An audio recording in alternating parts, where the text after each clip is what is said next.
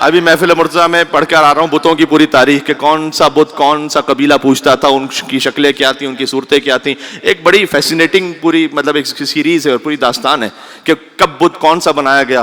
میں ممبر پر آنا چھوڑ دوں گا اگر وہ تاریخ میں مجھے بتلا دے کہ ابو طالب کے گھر کا کون سا بت تھا. بتاؤ، اگر کوئی بت ہے تو لے کر آؤ.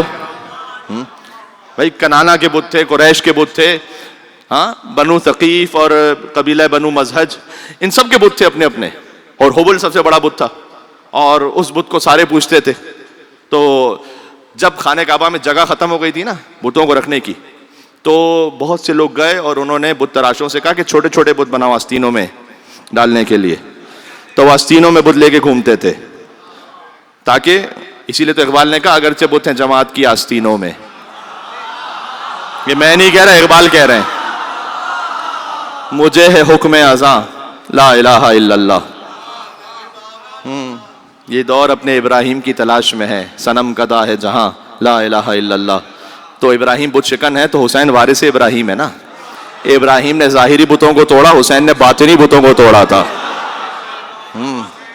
بت شکن ہے ایسا حسین کہ جس نے تاریخ کے اس بت کو توڑا ہے کہ اگر حسین وہاں اس بت کو نہ توڑیں تو سلسلہ ہدایت مشکوک ہو جائے.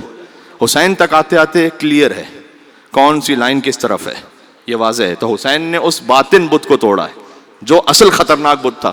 اس خاطر ہے کہ وہ بت پرست جو تھے وہ بھی زمانہ جاہلیت میں رہ رہے تھے. حضور مکرم نے فرمایا من مات ولم یعرف امام زمانی مات میتۃ جاہلیہ.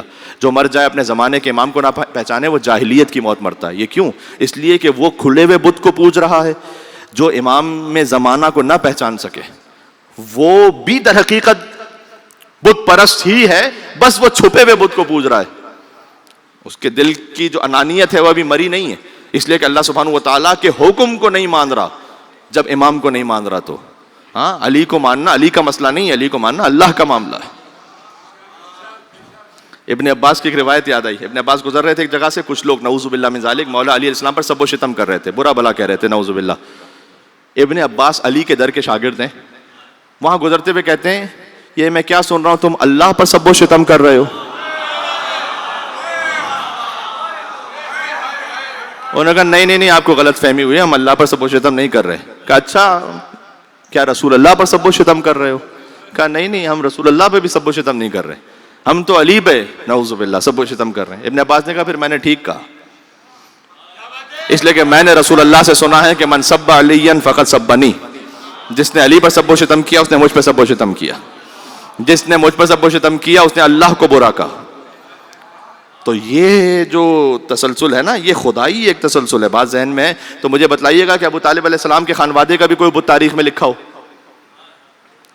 رشید ترابی صاحب علیہ مقام ہو، انہوں نے اسی خاطر ہے کہ اقبال نے فقط ظاہری بت کی بات کی ہے، ٹھیک ہے، اگرچہ بت ہے جماعت کی آستینوں میں، وہ بنائے ہوئے بت ہیں. مجھے حکم ازاں لا الہ الا اللہ.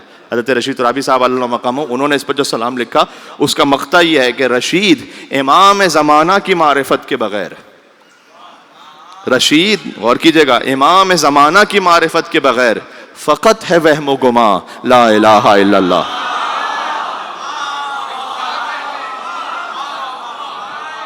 کیا بات ہے.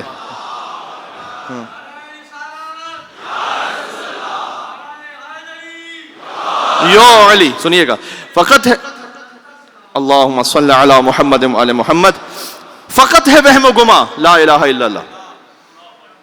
تو اس لیے وہاں توحید کا جلسہ کیا ہوگا جہاں خانہ خدا میں بت رکھے ہوئے، تو وہاں دعوت ذوالشیرہ نہیں ہوئی ہے. دعوت ذوالشیرہ ہوئی ہے مولا علی کے بابا کے گھر میں.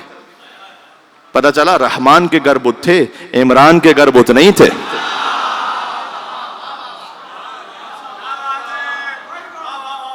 ہاں عمران اپنے زمانے کے حجت خدا ہیں. کیا بات ہے، پتہ نہیں جملہ کتنا پہنچا. حضرت عیسیٰ علیہ السلام کی وفات میں اور رسول اللہ کی ولادت میں 570 سال کا فرق ہے. تو حجت سے تو زمین خالی رہتی نہیں ہے. تو بتاؤ اس دور میں جو مر گئے ان سے منکر نکیر نے کیا پوچھا ہوگا؟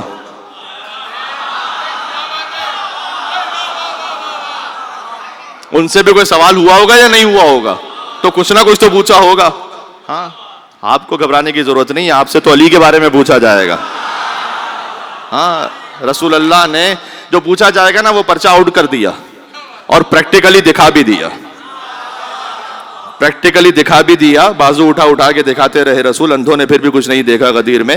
تو مشکل یہ ہے کہ وہ اندھے غدیر کا مولا نظر نہیں آ رہا انہیں. مجھے وہ عقل کا اندھا سمجھ نہیں آتا جسے غدیر کا مولا سمجھ نہیں آتا. ہاں، قضاوت میں ہے پہلا سمجھ میں آتا ہے، خلافت میں ہے پہلا سمجھ نہیں آتا. اس ایک ایک فقرے میں داستان ہے، اب میں کیا سناؤں آپ کو، ہائے ہائے ہائے ہائے کیا عرض کروں اب. تو وہاں حضور مکرم نے پریکٹیکلی دکھایا. تو سارے مجموعوں کا تعلق، صدر اسلام کے سارے مجموعوں کا تعلق مولا علی سے. یاد رکھیے گا، یہ بات ذہن میں رہ جائے گی. اس وقت جب دعوت ذوالشیرہ میں حضور مکرم نے جب تبلیغ کرنا شروع کی تو ابو لہب نے شور مچایا، اس نے چیخا، حضور کو نہیں بات کرنے دی. پہلے دن ایسے ہی ہوا، دوسرے دن ایسے ہی ہوا، تیسرے دن بھی کھانا کھا لیتے تھے لیکن حضور کو بات نہیں کرنے دیتے تھے. تو تیسرے دن یہاں سے ابو لہب اٹھے، یہاں سے ابو طالب علیہ السلام اٹھے. ہاں، کہ عالم اسلام کے لیے تعارف کروا دوں کہ یہاں سے کفر اور شرک اور الحاد اس کا نمائندہ اٹھا اور یہاں سے کل ایمان کا باپ اٹھا اور فرمایا کہ اسکت یا حمار، اے گدھے چپ ہو جا. ابو طالب علیہ السلام نے کہا ابو لہب کو، گدھے چپ ہو جا. توہین رسالت پر تو پہلا فتوی ابو طالب علیہ السلام نے دیا.